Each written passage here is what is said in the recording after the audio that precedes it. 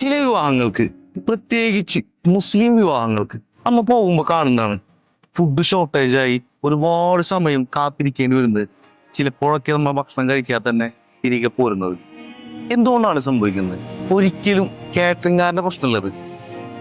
കാരണം ഓരോ കാറ്ററിംഗുകാരനും അവന്റെ മികച്ചത്, അവൻക്ക് ഏറ്റവും ബെസ്റ്റ് നൽകാനാണ് അവൻ ആഗ്രഹിക്കുന്നതും. അതുപോലെ തന്നെ രാപ്പകലുകളില്ലാതെ അവൻ കഷ്ടപ്പെടുന്നു. പക്ഷെ പാളുന്നത് എവിടെയാണെന്ന് വെച്ച് കഴിഞ്ഞാൽ ക്ലൈന്റ് കൊടുക്കുന്ന തെറ്റായ എണ്ണത്തിന്റെ അടിസ്ഥാനത്തിലാണ്. ഒരു പക്ഷെ അവർ വരില്ല എന്നുള്ള ഒരു മിത്തായ ധാരണയിൽ നിന്നോ, അല്ലെങ്കിൽ ഭക്ഷണം 2500 രൂപയ്ക്ക് പറഞ്ഞു കഴിഞ്ഞാൽ അത് 3000 പേര് കഴിക്കും എന്നുള്ളൊരു തെറ്റിദ്ധാരണയിൽ നിന്നാണ് ഇങ്ങനെ ഒട്ടുമിക്ക ആളുകളും ചെയ്തുകൊണ്ടിരിക്കുന്നത്. ഇവിടെ സംഭവിക്കുന്നത് എന്താണെന്ന് വെച്ച് കഴിഞ്ഞാല്, കാരണം ഓരോ കാറ്ററിംഗുകാരനും അവൻക്കറിയാം അവർക്ക് വർക്ക് തരുന്ന അവരുടെ ക്ലൈന്റിന്റെ മാനത്തെയാണ് ഇത് ബാധിക്കുന്നത്.